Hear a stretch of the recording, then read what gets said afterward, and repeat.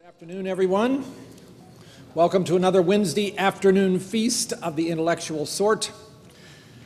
It would be hard to overstate the importance of protein modifications involving phosphorylation, and it would be hard to overstate the way in which protein kinase A has played a dominant role in our understanding of that process, and it would be hard to overstate the contribution of today's lecturer, Dr. Susan Taylor, to what we know about PKA. Having played such a significant role both in the original crystal structure of the catalytic subunit and then later on the structure of the inactive complex, teaching us a great deal about these molecular interactions, she's ideally suited to walk us through some very interesting new data about the way in which this process of phosphorylation goes on structurally and its implications for biology. And of course, they are broad indeed in many areas, particularly perhaps one might mention cancer, given all of the interest in kinases and inhibitions of them. Dr. Taylor obtained her undergraduate degree at the University of Wisconsin-Madison in chemistry. I understand she had toyed with the idea of going to medical school, but instead ended up at Johns Hopkins in a graduate program. Following that, I went on to do a postdoctoral fellowship in England and another at UCSD, and then joined the faculty in San Diego, and essentially has been there ever since, and very productively conducting research in areas you'll hear more about today. She is both a member of the Institute of Medicine and of the National Academy of Sciences, and she's an investigator of the Hughes Medical Institute. She also received the 2010 FASB Excellence in Science Award, and she is very much a distinguished contributor to what we know today about protein structure and function. So it is my personal pleasure to ask you to help me in welcoming Dr. Susan Taylor to the Wednesday afternoon lecture series. Thank you.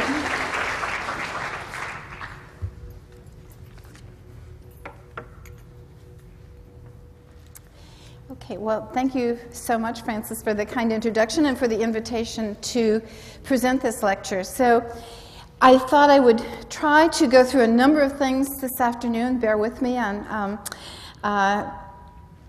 telling you a little bit about the history of protein phosphorylation, where we have come with PKA, and then end with some of the challenges that I think face the structural biology community in general and me in particular. And so it's been really fun talking with people today, because I think many of you are going in the directions that I think I also would like to take. So I've learned quite a bit. So if we look more closely at this kinome now, it's a very important part of the biology of eukaryotic cells. In the human kinome, there's over 500 protein kinases and probably 5 or 6 splice variants of each. It's one of the largest gene families, not the largest, but one of them. And it all began with the work of Ed Krebs and Eddie Fisher back around 1960, when they discovered the first kinase, phosphorylase kinase, and its regulation of glycogen phosphorylase, that it would assume an active conformation when it was phosphorylated at just one site. And then the second kinase was about a decade later, again from Ed Krebs's lab, PKA. And so then, about another decade later, came the work of, from several different laboratories, but the work with SARC, which first it was cloned and then shown to be a protein kinase, and then shown that it phosphorylated tyrosine residues. So we have serine, threonine, and tyrosine, and from sequence information alone, we know these all belong to the same family. And so I'm going to focus mostly on this branch, but also I hope tell you lessons that we learn from having this whole family of kinases. So about the same time that the kinases were being discovered, Earl Sutherland was discovered that cyclic AMP was the second messenger in response to hormones and neurotransmitters. And so the challenge in this area was twofold. First, to find out how this cyclic AMP signal was generated, and then to understand what cyclic AMP did. So these two big signaling areas kind of converged in PKA. So the GPCRs, that is the largest gene family. Coupled to G proteins, they were not even discovered then. So this whole pathway, Marty Rodbell, who was here, Gordy Tompkins, who was here and then went to UCSF, were major contributors to our understanding of how this signal is transduced and cyclic AMP is made. And then my focus has been, what does cyclic AMP do? And so its major receptor is PKA. So normally, like most protein kinases, it sits in a dormant state in the absence of cyclic AMP, and that is regulatory and catalytic subunits. It's inactive. Cyclic AMP binds with high affinity to the regulatory subunit dimer, and that unleashes the catalytic activity. And there are substrates in the cytoplasm. It also goes into the nucleus and turns on gene transcription. And then another major player here are these scaffold proteins called A kinase anchoring proteins, and they target PKA to specific sites in the cell. So all of these are really important for achieving specificity within the cell. So I want to do several things in this lecture today. First, I want to talk about the catalytic subunit, how it serves as a prototype for the larger family, and then a little bit about the regulatory subunit, but mostly about what do we learn when we now look at the complex. Because for me, this has been enormously revealing and has guided a lot of my thinking as to what we need to do to move forward. And then at the end, I'll talk about some of these ACAPs, and here in particular, we have a lot of questions. So these are the challenges. So I hopefully will get some insight from you about how we address these larger challenges. So in addition to the regulatory subunits, there's another inhibitor, and it's an important molecule to think about in signaling because this PKI is mostly disordered. It has two little regions of helix. One corresponds to a nuclear export signal, and the other at the N-terminus is a inhibition site for PKA. So in solution, most of that molecule is disordered, and that's true of most signaling molecules. And so this has been very important for us in looking at the structure of PKA. This is that inhibitor peptide bound here. And so just in general, the kinases, it has a helix at the beginning, which is unique to PKA, but then this beta sheet here with one helix, a single linker here, short linker, and then this large helical subdomain.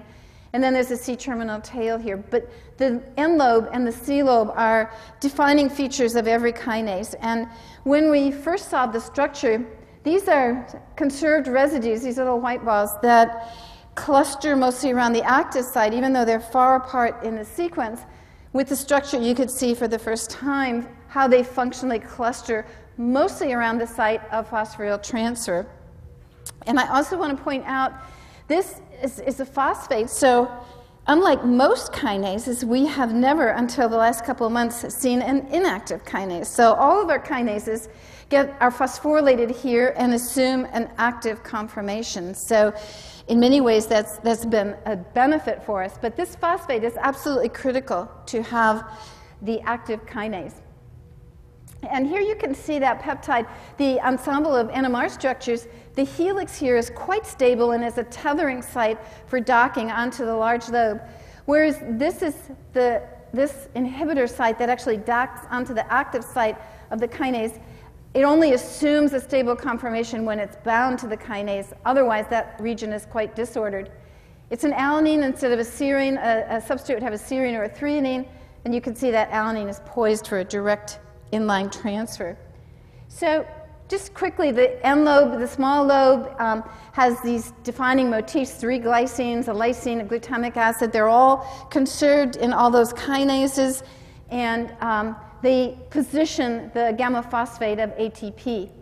And then in the large lobe, it's very stable, mostly helical, but sitting on top of that helical domain is this beta sheet, which again you can see here's the phosphate that helps to order this whole region. Many of the catalytic residues are here, and then this helps to dock the peptide. And so if you look at a kinase, so an active kinase, it has to open and close as part of its catalysis. And so we've captured a lot of these different open and close conformations in different crystal lattices. And so just to show you, this is the open conformation, this big hole, this is where the adenine ring of ATP goes. When it closes, you could see that gamma phosphate is just sneaking out between the two lobes and one of the ribose hydroxyls.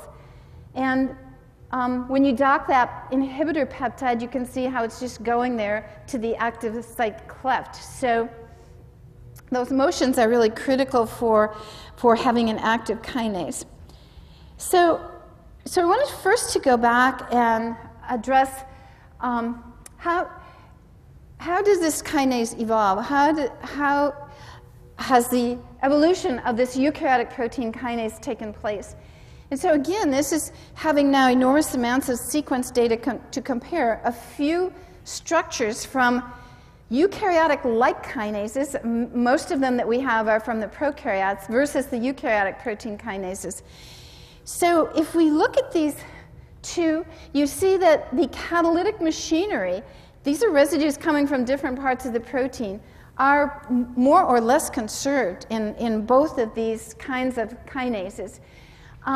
But what's really distinct between these two classes is this very complex regulatory machinery here, this part that has the G helix, and this particular region, which we call the activation segment, that phosphate there. These kinases are highly regulated, the eukaryotic protein kinases, and that makes them quite distinct from these other much simpler kinases. The choline kinase is one example. They typically work on small molecules. Catalytic machinery is very similar, but they're very highly regulated. And here you can see those regulatory regions in PKA. Here's this surface containing that phosphate. And so I wanted to tell you a few things that we can learn about this family. And if we look at this phosphorylation, not all, but almost all protein kinases are regulated by putting a phosphate on that activation loop. So it's a very important mechanism for all of those kinases on the kinome. And again, looking more at just this activation segment here, you can see that phosphate makes 7 different interactions when it's in a closed conformation. It's integrating the entire molecule. And so my graduate student, John Steichen, recently, when we look at this activation loop, there's an arginine here, and when we make it in bacteria, it always gets autophosphorylated. And he changed this arginine to an alanine, and then we could make it so it wasn't phosphorylated. And so it's the first time we actually could look at that protein without the phosphate. And so what difference does one phosphate make? So the Km for ATP goes way up. So the Km for peptide goes way up. So you really don't have an efficient catalyst until you have that phosphate on there. The unfolding, it really unfolds at a much lower temperature. It's much less stable intrinsically without that one phosphate. The only difference is one phosphate here, which we can then add back with PDK1 will phosphorylate that and compare then. Adding back that phosphate makes it exactly like the wild-type protein. And another way you can look at this is to do hydrogen deuterium exchange and put your protein in a deuterated solvent and look at how many backbone amides exchange. And this part of one example, this activation loop here, when that's phosphorylated, that activation loop, very few of those backbone amides exchange. But when you remove just that one phosphate, it's very solvent exposed. So this is a very dynamic molecule without that one phosphate. So let's go back now to this whole kinome. What can we learn? We learned a lot about one kinase from PKA. So what can we learn by having many members of this kinome? We have a structural kinome now. So what can we learn? So the proteins fold the same. It's not the fold that's different. The surfaces are very different, but they fold the same. And there are many things. How does the active kinase assemble? Catalysis. The motifs and domains, we can learn a lot about those from now comparing the sequences, correlating the sequences with the structure. But I want to tell you about these spines. And I do this because I think it's conceptually important, and I want to get feedback as well on these spines. And this method was developed by Alexander Kornev, so he calls it local spatial pattern alignment. And this was a graph theory program that he developed to simply compare any two kinase structures. And we began by comparing active kinases versus inactive kinases and looking at first at surface residues. And this is just a map comparing two kinases. And you can see you get a network of interacting residues. These are just alpha carbons. And for each residue, you get what we call an involvement score. And so the more vertices you have, the higher the involvement score. And this is just a spatial relatedness of those residues. So it automatically does your alignment. You get your automatic alignment very quickly from this. But what we recognized when you compared active and inactive kinases was that you found in every active kinase what we called a regulatory spine. So these are hydrophobic residues, in this case 4 hydrophobic residues. 2 come from the large lobe and 2 come from the end lobe. And they are spatially very conserved. They're nonlinear. You would never find these from a sequence alignment. But they make what is a very conserved spatial element. And here you can see active Sark where the spine is in place and inactive Sark. And if you then go back and you look at all of the residues and compare active and inactive kinases both, you find, in fact, that there's another spine. And this one we call the catalytic spine. And this also contains nonlinear residues from the end lobe and the C lobe. And in this case, the spine is completed by the adenine ring of ATP. And so in addition, this F helix here is a major organizing unit of the kinase. We've found this from the very beginning when we solved that first kinase structure. This is a very hydrophobic helix. It's like a transmembrane helix, and it's very unusual to see that in a globular protein. And so if you look at it here, here's that F helix. You can put it in a deuterated solvent for 3 days, and you hardly exchange any deuterons into the backbone of this helix, or this helix. So it's very, very stable. And you can see here, it's just completely hydrophobic. And this is a site this is at one end, this anchors to the R spine, and this anchors to the C spine. And so you can see how those 2 spines are really anchored to that helix. And this is kind of the architecture, the fundamental architecture of a protein kinase. So here you can see how ATP, the adenine ring of ATP, really now completes that regulatory or that catalytic spine. And then many other things are anchored to this. You can see in particular, here's the catalytic loop, which is anchored by hydrophobic interactions. It's a very specific spatial organization of the core, the hydrophobic core of this molecule. We call them spines because it seemed an appropriate terminology, but I would welcome input on people thinking about these. And it's a very good way to look at the organization of a protein kinase and to understand inhibitors as well and how you design molecules to complement an inactive structure. So here's the insulin receptor, just a few examples.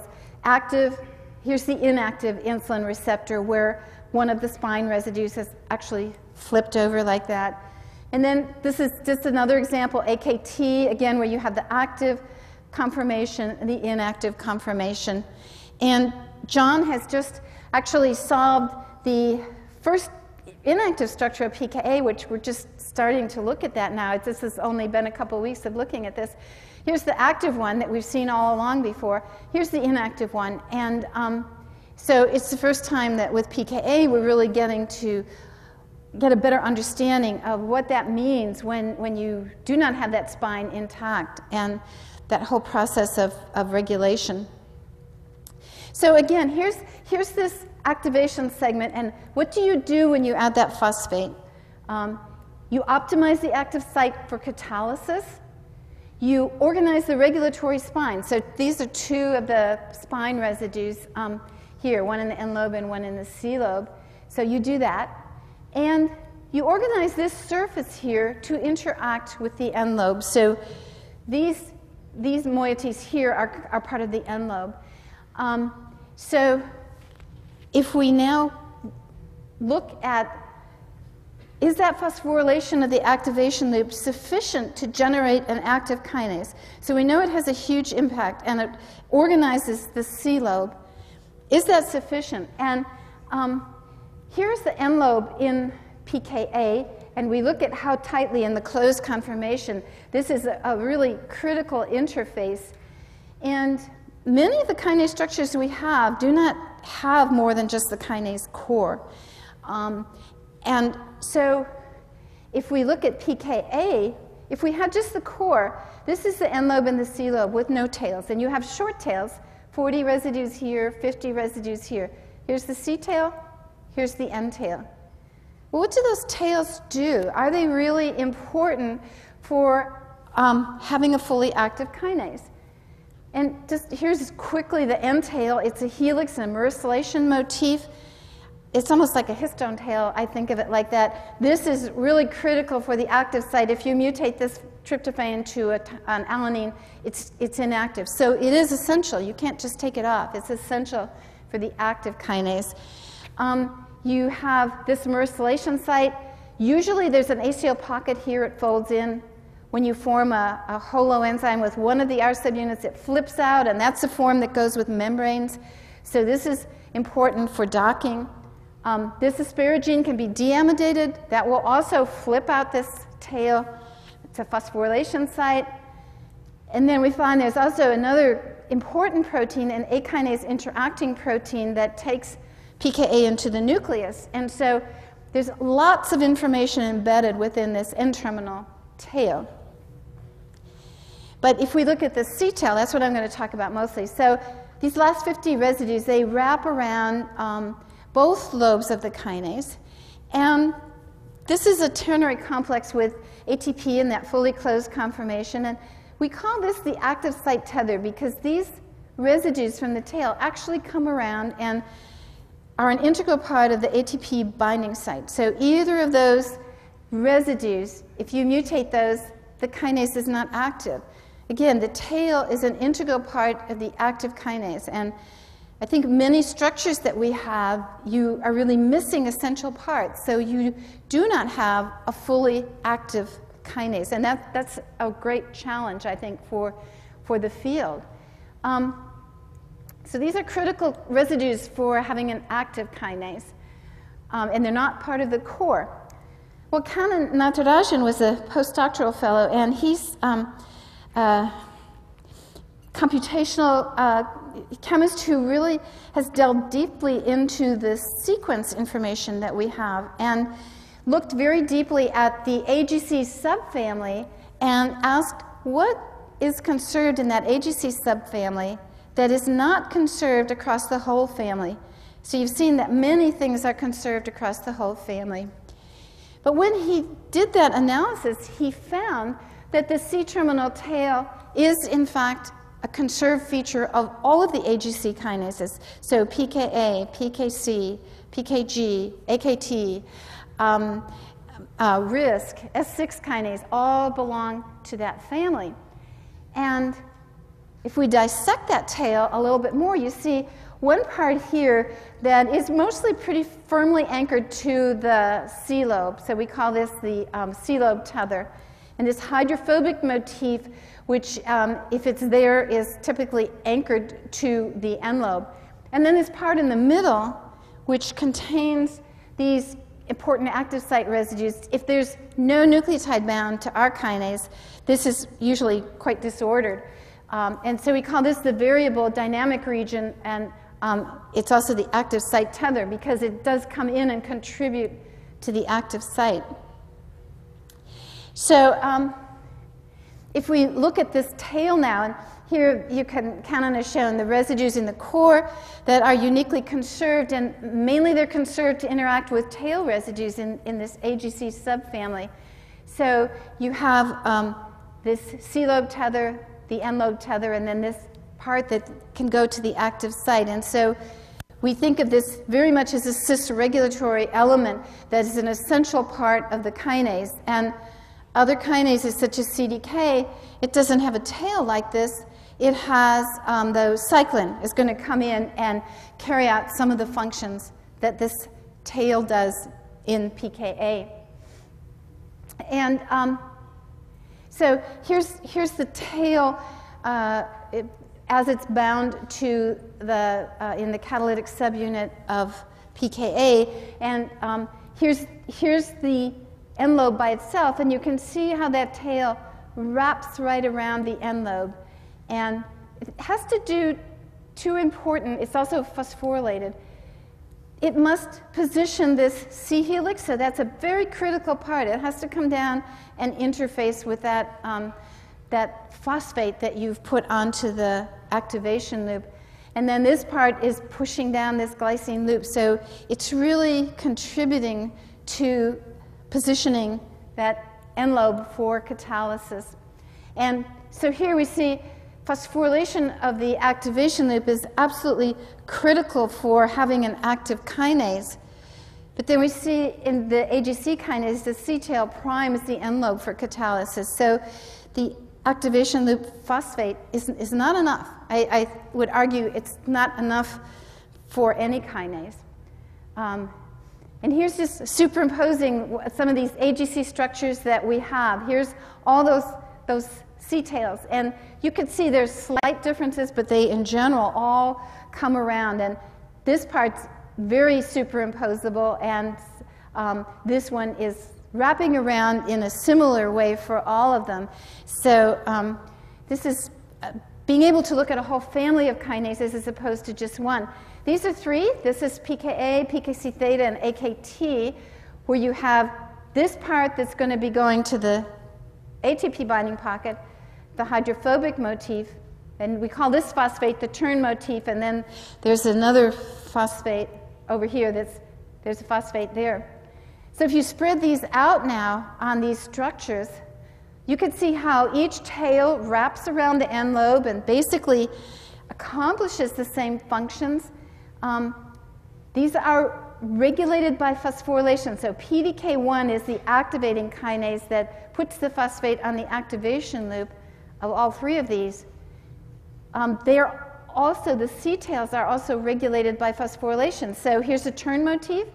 Sometimes this can be put on by autophosphorylation. Sometimes it can be put on by an ERK. Sometimes it can be put on by mTOR, TORC2. What phosphorylates this is different for every AGC kinase. And then again, you have a phosphate on the turn motif. PKA doesn't have that one, but it's the only one. Every other one does. So you have at least 3 kinases contributing to the activation of a single kinase. And sometimes it's as much as 5 kinases that are contributing to generating this active kinase. So these are highly regulated molecules, I think different than most enzymes. Okay, so we can learn a lot from looking at just the kinase. What are the challenges that we face now? I think we need full-length kinases. I think that's extremely important. These loops and linkers and domains that flank the kinase are extremely important. We need complexes with protein substrates because these work on proteins, not on peptides. And often the proteins are tethered in a very stable way to this complex. And so peptides don't, in general, dock well to the active site. And then macromolecular complexes, I think, are really essential. In the case of PKA, how do we assemble tetrameric holoenzymes? And then how are those holoenzymes recruited to a large macromolecular complex? because these are, after all, how these work in the cell. You don't have a single catalytic subunit floating around. These are part of macromolecular complexes.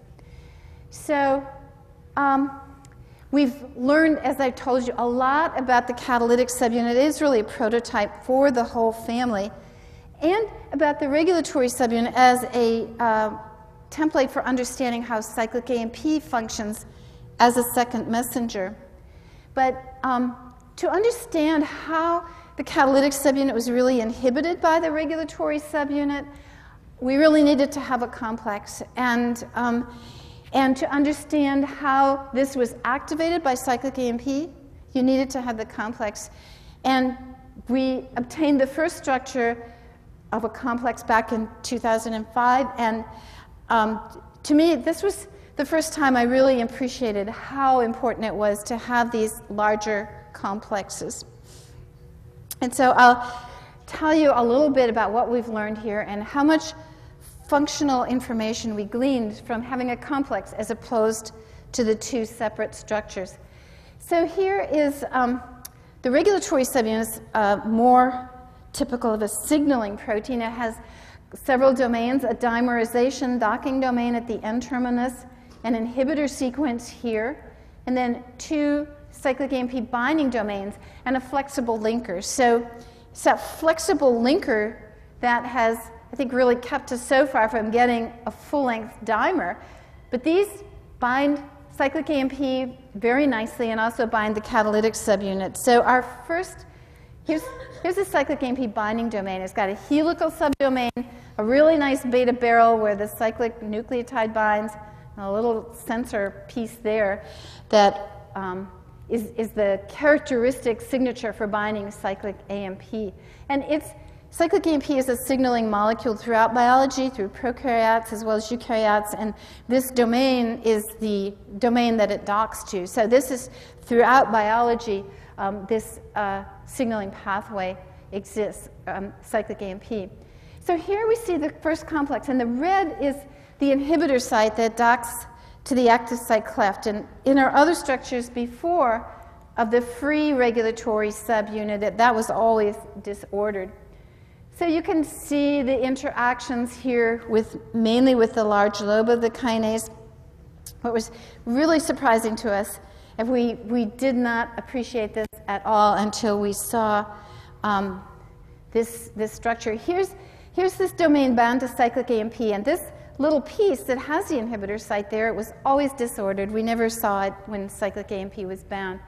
So now you can see here what's going to happen when you take away cyclic AMP and you bind the catalytic subunit.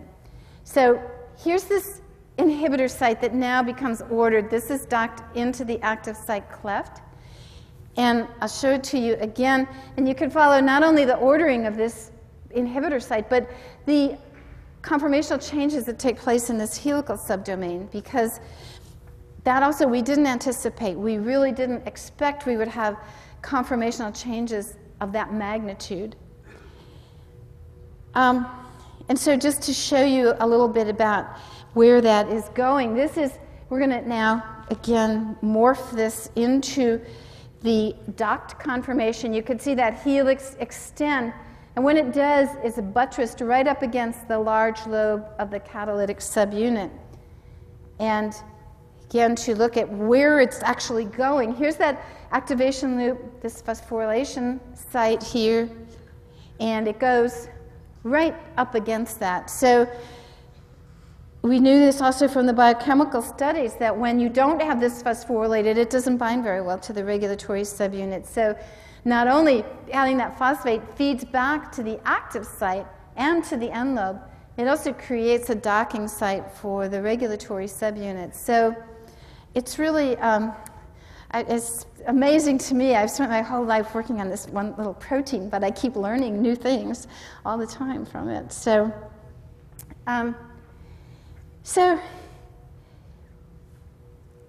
this kinase is also it's a very ordered pathway for activating. You bind first cyclic AMP to the B domain, and then only then can you really access the A domain. So then the second cyclic AMP binds here. And then that's what causes the complex the catalytic subunit to jump off. And so we couldn't understand this activation process with just having that one domain there. We had to go to having both domains. It's really this, in this complex, this B domain serves as a gatekeeper to access this site. So Choel Kim had done this first structure, and then Cecilia Chang and Choel did the second structure. Cecilia was a graduate student who just finished. And here you could see the two domains. And one of the most interesting things about the two domains, I showed you how that helix sort of snaps up. Here you can see this cyclic AMP bound structure with the disordered inhibitor site. So when you now have the holoenzyme complex, these two domains, which really had quite an interaction network when cyclic AMP was bound, now become splayed apart, almost like calmodulin, having this dumbbell shape. And so it's really a major conformational change that you see in the regulatory subunit. And you wouldn't have really appreciated that without seeing the structure. So this last part is now taking it to another dimension of how does PKA signal in the cell? And so it's not this question of time and space. How does it get recruited to a particular site, and how does it get anchored to a macromolecular complex? And so to understand this, you need to go to these ACAPs, the A kinase anchoring proteins. And we've looked at, I told you about what this is doing in terms of binding cyclic AMP and binding the catalytic subunit. That part's what's really important. But the N-terminus, this part here, this is what's important for targeting to those ACAPs. So it's a small dimerization domain, and we look at ones that are dual specific. They just bind to R1 and R2 both, but just to give you a flavor of what this is doing. So we have all these amazing structures now, membrane-bound channels, but the loops and the tails of those channels are really anchored to this regulatory machinery. In this case, the volted calcium channel is regulated by, it's like a rheostat. The phosphate on that tail is put on by PKA. That causes the channel to open calcium to come in, and when calcium comes in, it's going to activate calcineurin, which is a phosphatase. And so you have PKA anchored here by this little motif. Right adjacent to calcineurin, a phosphatase, you have another phosphatase up here. You have some calmodulins here. It's a very intricate machinery that is involved in the regulation of that channel. It's kind of like a rheostat. And so I've told you how complicated the regulation is of one kinase with all those phosphates going on. It's equally here that it's a very integrated process of regulating a channel, a transporter, by phosphorylation. And it's often the loops and the tails that are involved here, and those are the most challenging structurally. So this is one ACAP that we work on. We call it DACAP2 because it's dual specific, and it's the second one we discovered.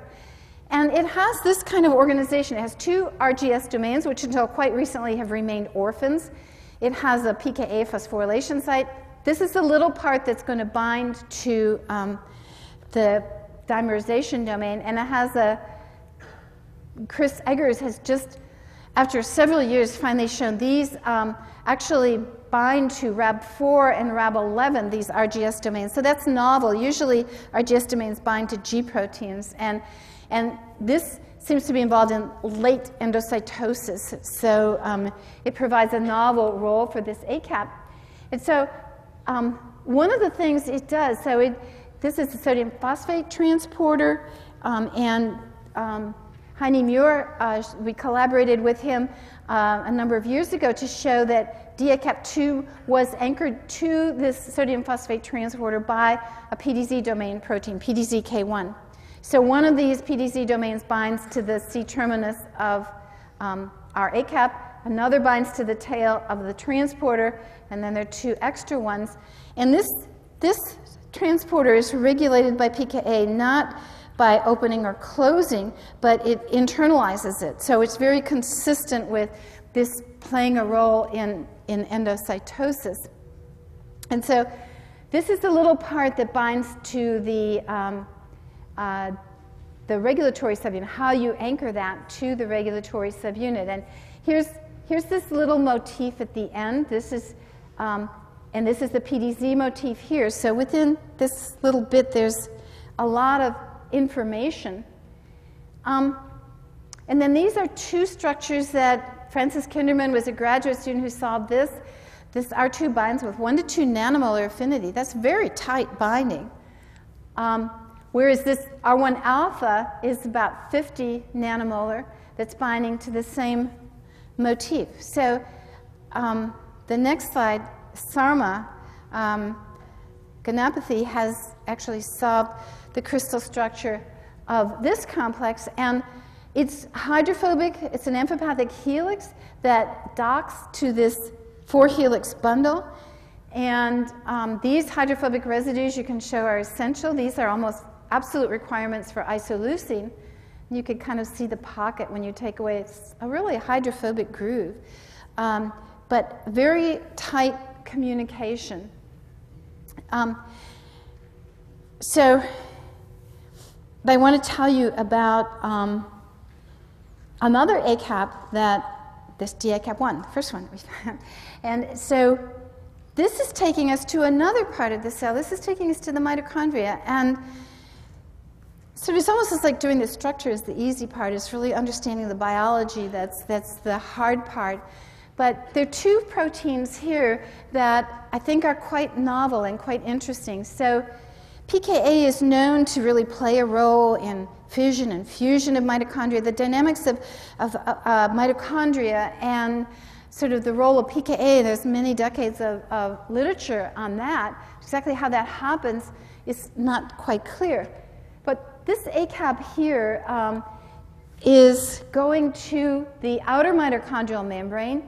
It actually is targeted by here's the AKB, again, that same amphipathic helix. It's going to bring PKA there. And then this targeting motif at the end, 30 residues at the end that really target it to the outer mitochondrial membrane. And you can see that it localizes very nicely to the mitochondria. And so we've done a lot of work analyzing this. It's binding to many other proteins, including RNA binding domains here at this longer splice variant. But then the other protein that we found this through mass spec as a PKA substrate and modifying the ATP binding site like using Kayvan-Shokat's method. So we found this novel protein. So it's CHCHD3. It has a little myrcylation motif at the end, a domain of unknown function, and then these CHCH domains at the C-terminus. And these are COX-19, COX-17, those are the only two known ones. They are disulfide bonded to helices like this. And so this localizes actually to the intermembrane space between the inner and the outer membrane. And we don't yet have any structural information on this, but I think it's kind of interesting where it's localized, how it's localized, and what effect it has on dynamics. So here's showing expressing the protein in, this is probably 293 cells, that you could see it goes nicely, the full-length protein, to the mitochondria. And so we're going to look at what happens when you take away the myrcylation site and what happens when you delete this domain.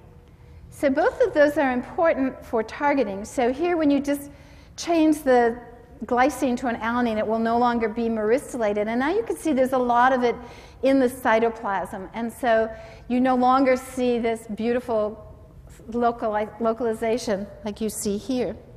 And when you take away the C-terminal domain, then you see even more dramatic changes in the localization.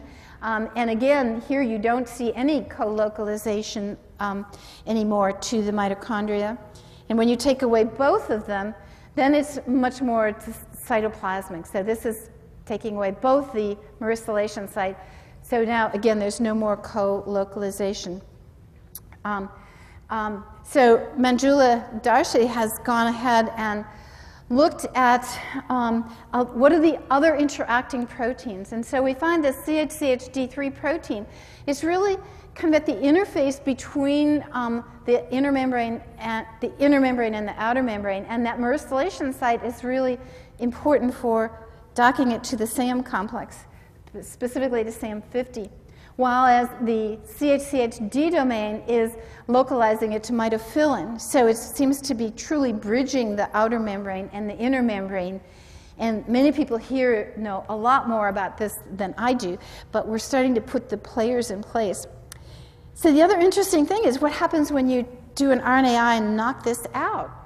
Well, then you get these mitochondria that instead of having nice cristae like this, they're slightly elongated, and they have no cristae at all, hardly any cristae. So we believe that this protein is really playing an important role in cristae morphology, mitochondrial dynamics, but particularly in the formation of the cristae. And if you just look at the function of the mitochondria, this is a normal respiring mitochondria here, and you can see in these RNA knockout cells that they're almost dormant. They don't have much glycolysis and they don't have much oxidative respiration. So, so we're anxious to see not only how does that CHC protein get localized very specifically to that complex, but how does it function and what happens when it gets phosphorylated. So that's one of our challenges. So again, I'm telling you my challenges, and now I'm finishing up with this last challenge of, I explained how we could see the individual subunits, learn a lot from those, but really seeing the complex revealed so much more about how that was working. And so this exists. These all exist as a tetramer. So there's a homodimer of the regulatory subunit like this. And we have structures now of the cyclic AMP binding domain by itself, the dimerization domain by itself. And we have, like Jean-Pierre Changeau comes out for 2 months every winter. And so he's been doing that for the last 3 years. And so he's starting to say, Susan, what about the tetramer? You're not going to understand the full allostery till you see the tetramer. And so that's been an incentive for me to really try hard to get a tetrameric structure. And I'll tell you where we are. But this disordered linker here is now very dynamic. And so if you look at that linker region, here's the inhibitor site. So this is all, we think, completely disordered, and we have fluorescent tags in that region, very disordered when nothing is bound. And so now we have some of this information about we have this C subunit bound to the two cyclic AMP binding domains, and so that's ordered some of this. This much becomes ordered in that structure. So we're getting closer. Now it's, and this part is a little less than 30 residues. Is still disordered, we think, or dynamic. And so Angela was a graduate student. We went back and looked at some of the old fluorescent polarization studies that we did where we put cysteines at various points here. And these points, when you have nothing bound to that regulatory subunit, those parts are very flexible. They're very, very dynamic. And when you add a catalytic subunit to form the holoenzyme, this one becomes very rigid. This one stays quite flexible, so that's still quite flexible. And these two become intermediate, so they become more ordered. And so that led us to think, well, what happens if we just extend this a little bit longer? We're trying also to get the real dimer. We're trying very hard to get that real dimer, but we thought, okay, let's make this longer, and maybe they crosstalk with each other. And so that was what Angela made and then crystallized. And so what she found in a single asymmetric unit was a C subunit and an R subunit, so that was disappointing. But you saw, here's that extended linker. So we saw from 91 before. So it wasn't all ordered, but some of it was ordered. But what was interesting is if you looked at how it was ordered, it wasn't ordered by binding to its own C subunit, and it wasn't ordered by binding to its own R subunit. And so we looked to see how was it ordered, and to appreciate that, you really had to go to the symmetry-related dimer. And here you can see these are in red are the inhibitor peptides over here, and I'm going to rotate this now so you can see. Now this is going to be the surface that the ACAP, the bottom side of the ACAP, or the dimerization domain, is looking down on. And this is the first time that you could really say, yes, you can see why you have a Hill coefficient of almost 2 for activating the tetramer, but about 1.1 for activating the heterodimer. That indeed you have this is one inhibitor site now, this is the other inhibitor site. Cyclic AMP binding here, we know cyclic AMP binding site will tear apart that interface. But what this tells us is cyclic AMP binding here will not only disrupt this interface, it will also disrupt the adjacent heterodimer. So I think this is providing us with a model of what a tetramer would look like. And I'll just go through and sort of build up what that tetramer would look like. This had only one cyclic AMP binding domain there. And so you go around once, and it's like we've always seen, but then you pick up the symmetry-related dimer, and you can see actually the beautiful symmetry that you have in that tetramer that you just could not appreciate otherwise. And so that's the symmetry-related dimer. And then we're going to pick up the next time around the B domain. So the B domain would now be down in this region here. And this, again, is consistent with much of our data where cyclic AMP is going to bind first to here, then you bind here, then you break apart the complex. And then the next time around you pick up these N-termini here are beautifully positioned to link to the dimerization domain. There's only 20 residues missing in there, and so it's not a lot of, it's very positioned to just bind up to that dimerization domain.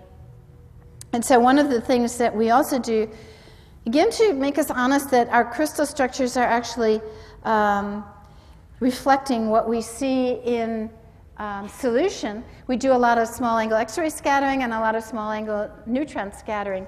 So here you can see the shell that we have from our SACS data for the tetrameric holoenzyme. And it actually is very consistent. We're trying to get some more measurements now, but we've also done SANS. So SANS is small angle neutron scattering, where you could deuterate one of your subunits and then you add deuterated buffer and you can sort of blank out one subunit in the complex. And so when we do that, you can see that here's where the catalytic subunits are localized in that complex, and here's where they are in the model that we have from Angela's structures. So we're very confident that this model that we have is pretty closely resembling what a tetrameric holoenzyme would look like. And the organization of the catalytic and regulatory subunits in the R2 complex is completely different. So it's a completely different kind of symmetry. But so that's our challenge, I think, of trying to understand the tetrameric holoenzyme, but then how does it anchor up to these other complexes, and how does that correlate with the biology? And so then you need to go, I think, to cryo-EM, and you need to go to the cells, and you need to do the biology, and somehow integrate all that information. And so there's still a lot of work to do. Do one step at a time. I've learned a lot today from talking to all of you who work with these large complexes. And I've tried to acknowledge people as I've gone through in talking about these various structures. Manjula, I talked about her mitochondrial work. I didn't highlight her here. Choel is now at Baylor as an assistant professor, and Cannon, who did the sequence analysis, is now at the University of Georgia. Crystallography, I've done it over the years with the Zong Laboratory and with Lynn Teneyck. It's been a good partnership. Small angle X-ray scattering with John Blumenthal. And again, we've done a lot of collaborative things. You almost have to do collaborative science now. And again, just thanks to the support and also to NIH. I mean, NIH has been such a remarkable institution for biomedical research in this country. It's just been a treasure. So we all are grateful to NIH. So thank you.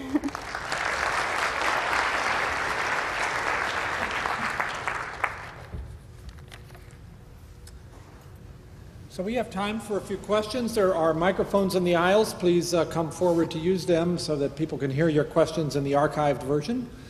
And after the questions are over, we'll have a reception in the library, but let's have a conversation. Yes, please go ahead. Yes, I'm not really a structural biologist, but I just had a question.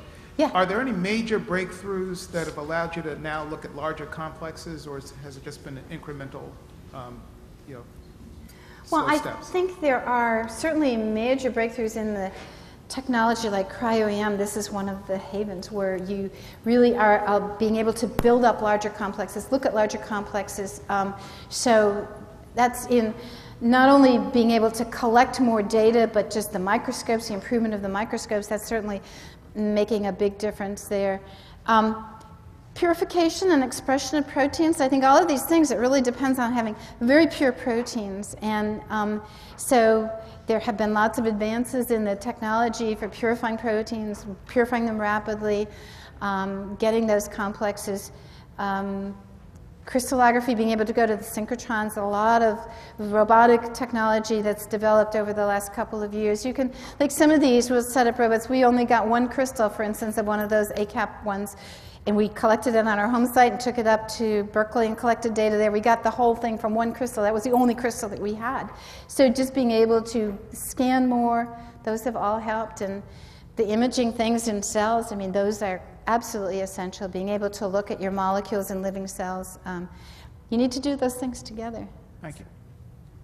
Susan, let me ask you about the interface between structural biology and evolutionary comparisons. So you made the point that much of the structure that is in common between kinases is not something you necessarily could have figured out by looking at evolutionary comparisons between paralogs and orthologs, because the conservation doesn't appear very readily in the linear structures.